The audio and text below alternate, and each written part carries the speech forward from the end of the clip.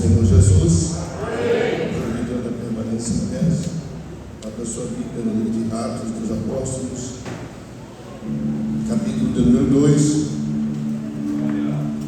versículos 42 a seguir, diz assim: e perseveravam na doutrina dos apóstolos, na comunhão, no partir do pão e nas orações. Em toda a alma havia temor, e muitas maravilhas e sinais se faziam pelos apóstolos. Amém. Podem sentar. Meus amados, eu quero prestar gratidão ao Deus Pai, Filho e Espírito Santo pela vida do nosso pastor, pela igreja, pelos obreiros, pelos ministros da casa do Senhor. Rogar as nossas orações em nosso favor, meu e da minha esposa, se assim Deus o permitir. Na terça ou quarta-feira nós estamos indo para uns 15 dias de trabalhos em aldeias indígenas. Não está vendo um número excessivo de suicídios, e também no Paraguai, e de lá retornarmos até o dia 25 de 7. Carecemos das vossas orações. Lá tem uma igreja fechada há 17 anos aproximadamente, e um amigo nosso comprou umas terras, a igreja estava dentro das terras, e a sorte dele, ela reformou toda a igreja, e agora nós vamos inaugurar esse trabalho da Assembleia de Deus Missões, caminho entre a cidade de Bela Vista, Mato Grosso do Sul e Antônio João, próximo ao Paraguai. Oreis por nós, irmãos, oreis por nós. E tem sido uma bênção esse trabalho. Nós temos aí um projeto de alcance de almas nas ruas, onde a gente tem ido.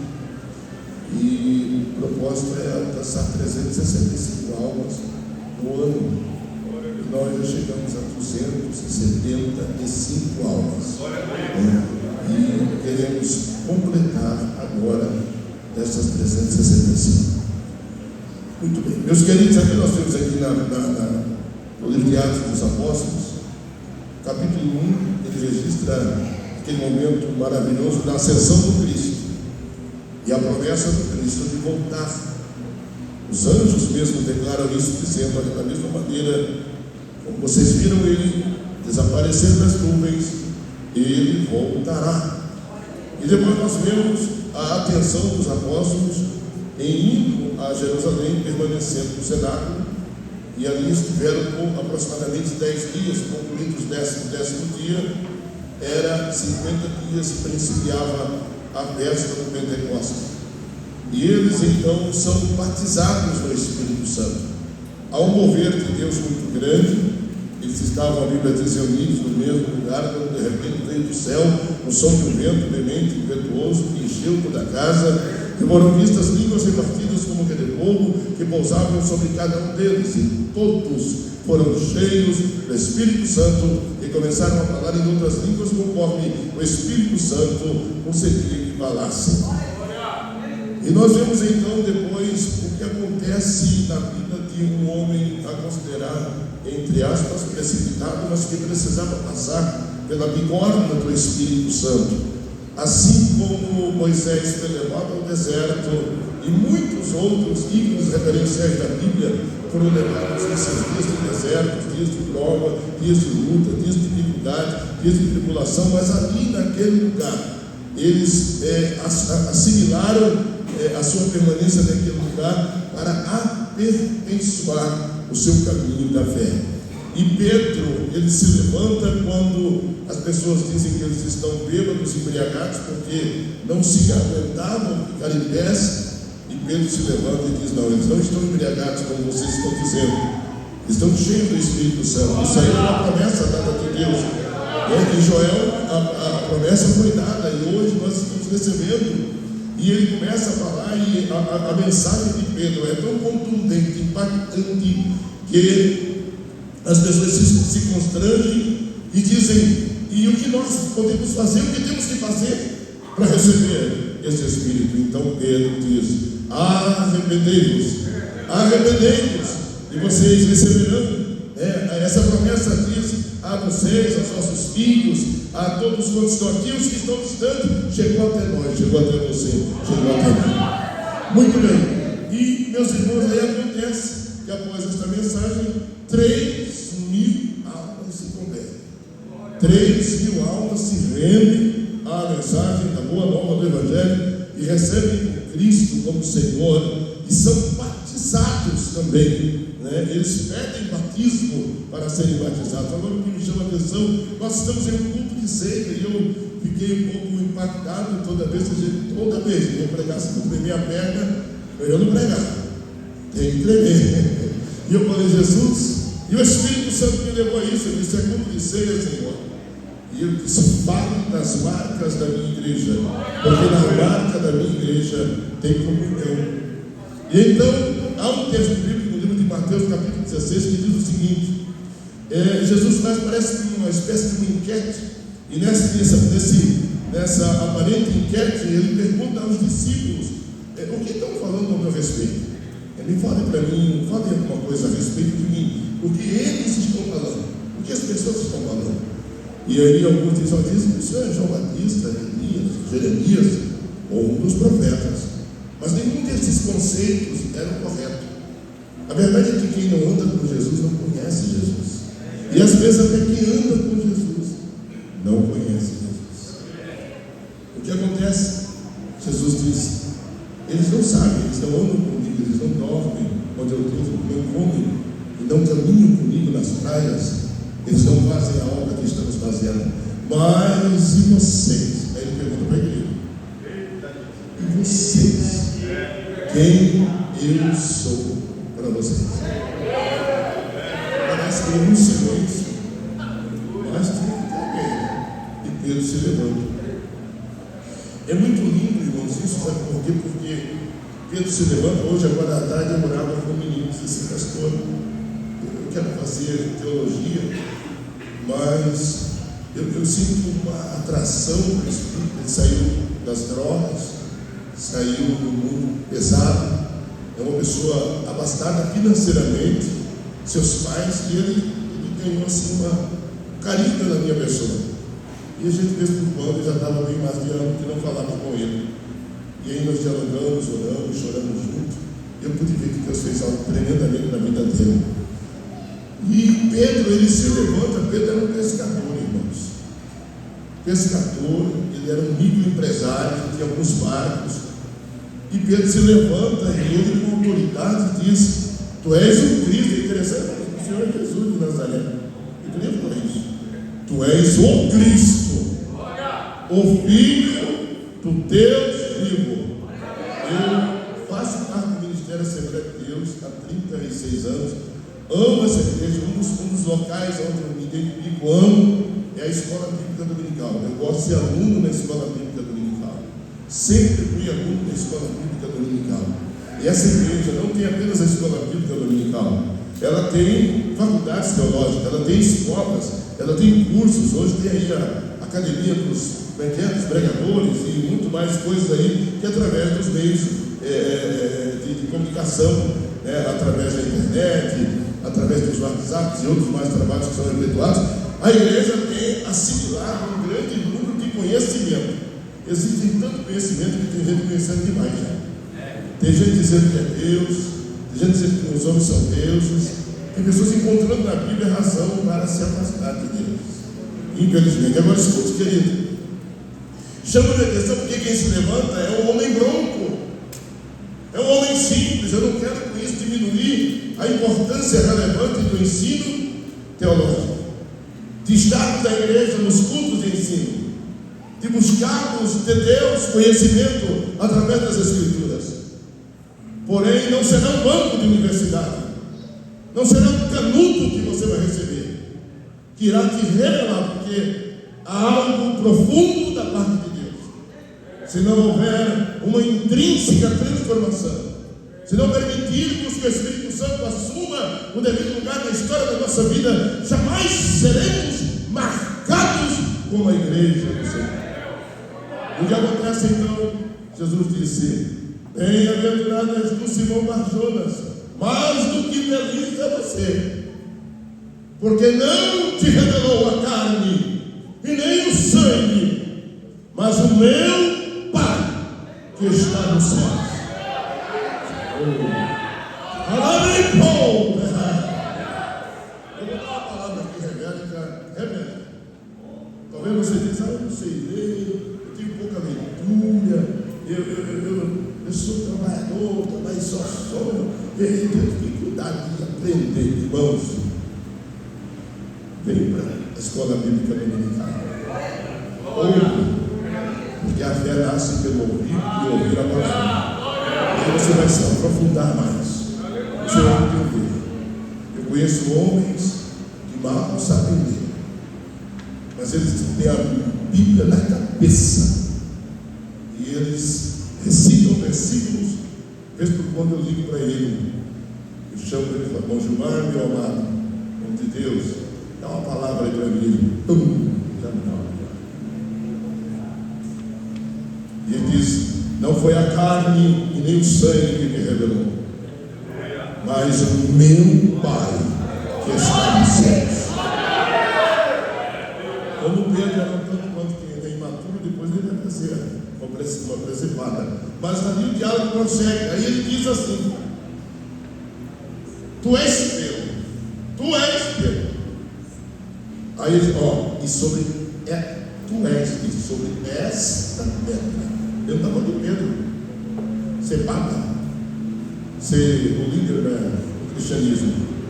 Ele é: sobre esta pedra edificarei a minha igreja, e as portas do inferno não prevalecerão contra ela. Esta pedra angular, esta pedra de Sirina, esta pedra que tocou naquela estátua, teve a visão, Daniel, esta pedra é o Cristo. Ele está falando dele. Igreja nenhuma tem a marca do Cristo se não for levantada nele, se não tiver ele como alicerce, como fundamento. E aqui nasce uma igreja. Hoje já se falou do nascimento, uma expressiva maravilhosa do nosso irmão. Aqui nasce, assim como o Cristo, através da sua morte, vai gerar também a igreja. Aqui a igreja é apresentada ao mundo pelo Espírito Santo. Paulo diz aos Efésios que nós somos selados com o Espírito Santo. Paulo também diz: eu trago no meu corpo as marcas de Cristo. Por incrível que pareça, sim, a igreja é conhecida. Você pode pensar que não é conhecido, que não é famoso, e nós estamos em busca de fama, de glória humana, de ovacionação. Queremos que o Cristo apareça através da nossa vida, através dos nossos atos, através das nossas atitudes, através da nossa postura. Talvez você não seja famoso entre meio aos ídolos referenciais deste século, mas os céus te conhecem, os céus te acompanham, o Espírito de Deus está em você, e Jesus está no teu barco. E o que aconteceu? Há um texto lindo em tempos de guerra, de que foge na memória aqui o rei, mas está fechado o castelo, estão fechadas a cidade, e de repente aparece alguém que vem no meio da fumaça, no meio da poeira, correndo com uma pica, um carro de cavaleiro, de cavalo, uma charrete, né? E aí não dá para discernir, E aí alguém vem e o rei olha e diz: rapaz, não dá para saber quem é, mas da maneira como dirige, só pode ser Jorão. E aí vem, quando chega na porta do castelo, abaixa a poeira, quem que é? Jorão, porque o rei conhecia como Jorão andava. Há uma marca, tem uma marca. Eu não sei, querido, eu reconheço as muitas dificuldades, problemas, envolve a condução mundial, hoje o Brasil, recentemente aí, uma semana, 2 dias atrás, tempestades, isso e aquilo. Questão política. Eu analiso, eu vejo às vezes jornal, ultimamente, há um ano eu estou vendo jornal, um ano não, 6 meses. Mas há um bom tempo eu não estava vendo, mas agora escuto só. E às vezes nós, que celebramos a ceia, que sabemos que Jesus vai voltar, e quando não tiver mais espaço nessa terra para a igreja, Ele arrebata. Para onde você vai? Seu caminho é de mal a pior. Porque muitos pregam isso, pregam por força dos acontecimentos e das circunstâncias que ele ou ela está vivendo. Mas nós precisamos olhar para a Bíblia. A Bíblia diz que eu irei de mal a pior. Ou a Bíblia diz: a vereda do justo é como a luz da aurora, que vai brilhando até ser dia verdadeiro. A Bíblia diz que quando não tiver mais espaço, se está acontecendo tanta coisa, que a natureza está movendo e dizendo: Ele vem. Que o movimento social, o comportamento da sociedade, as religiões e religiosidade estão dizendo que Ele vem. É noite de nos alegrarmos ao celebrar a ceia, e saber que Ele vai voltar. Ele vai voltar. E Ele vai levar a sua noiva. Andarai. E aí rapidamente eu escrevi uma marca: tem que ter fé e tem que agradar a Deus. Quando eu estava ali orando, eu acho que o irmão Levi está lá, né? Eu estava orando ali, o Espírito Santo, depois que o pastor falou, e o Espírito Santo disse: Levi é bem-aventurado. Tem que ter fé. E quem tem fé, ora. Ora sem fé é impossível agradar a Deus.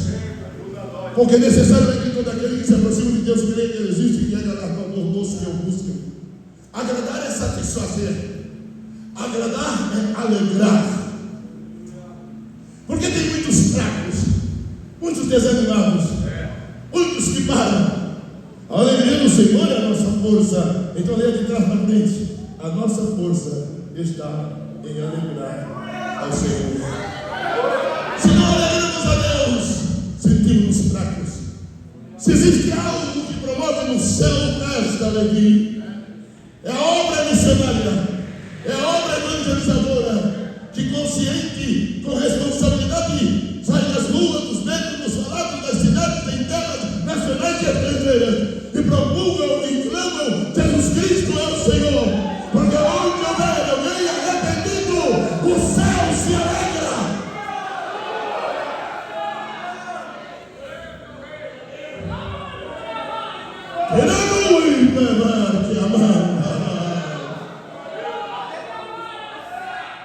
Levante a sua mão, querido. Levante, por favor. Levante para o céu, feche teus olhos. E se você tem 2, 3, 7, 10, glória a Deus, dê glória a Deus, dê aleluia.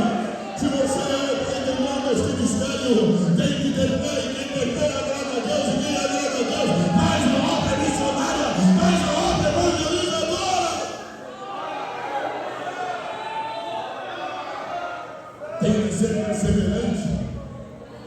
E uma ideia de perseverança para mim, no livro de Gênesis, conta a história de que Abimeleque um dia chamou. Ele tinha promessa.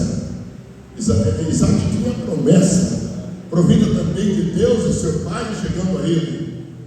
E ele diz assim: Isaac, você está tão abençoado que é melhor você sair do nosso meio. Rapaz, você está mais próspero do que nós. O rei disse isso para Isaac. Isaac pega suas moças e vai para Gerar. E ao chegar em Gerar, ele toma conhecimento de poços que foram cavados pelo seu pai e que os filisteus entulharam. E então Isaac diz: eu vou cavar aqui. E ele cava o poço.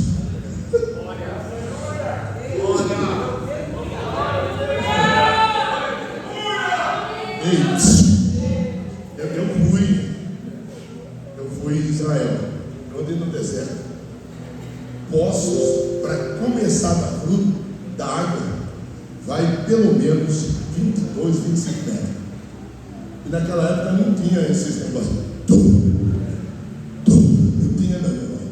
Picareta, enxadão, e era deserto, pedra, rocha. E ele cavou o poço. E o poço deu em água viva. Água viva no deserto é melhor que petróleo, meu irmão. Água viva é vida. Eles cavaram e vieram os de Gerar e entulharam o poço. Ele deu o nome de outro poço de contenda, né? Eu até não tenho aqui, porque às vezes eu esqueço. Até a bolsa, mas esqueci das coisas. Ezequiel. Ele não pegou o Ezequiel, mas chamou Ezequiel. Contenda, me contenderam contra mim. Aí eu fiquei imaginando, dá licença, pastor, um Isaac sentado, suado, os caras taparam o poço, e os servos dele olhando para eles: meu Senhor, o que vamos fazer? Vamos cavar outro poço.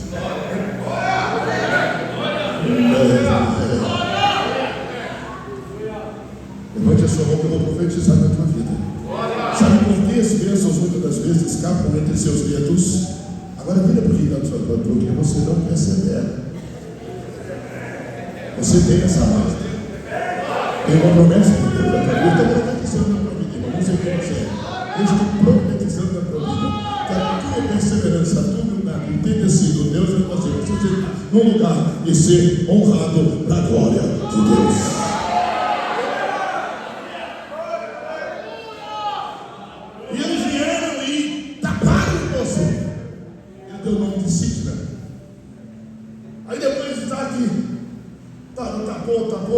Já fizeram serviço de vocês?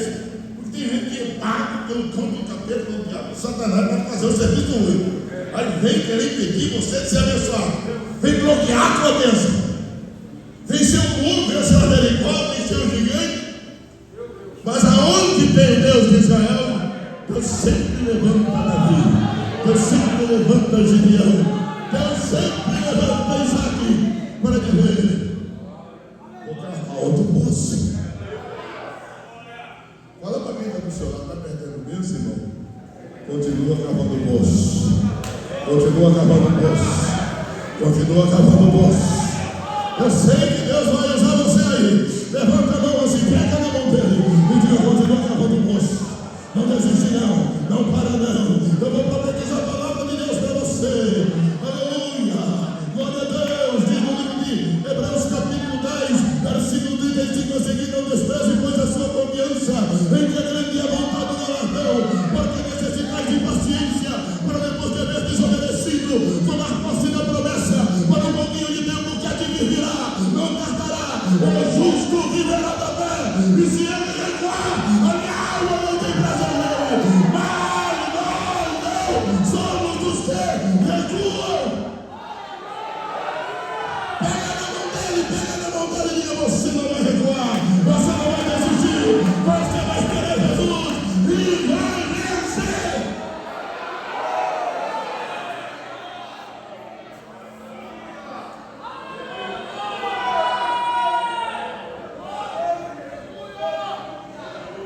E então eles olham e dizem: não tem jeito, não tem jeito não. Irmão, você lembra daquela mulher? Estou falando isso por revelação. Juiz, atende a minha causa. Juiz, atende a minha causa. Quem está batendo na porta, levanta a mão, só levanta a mão, só levanta a mão.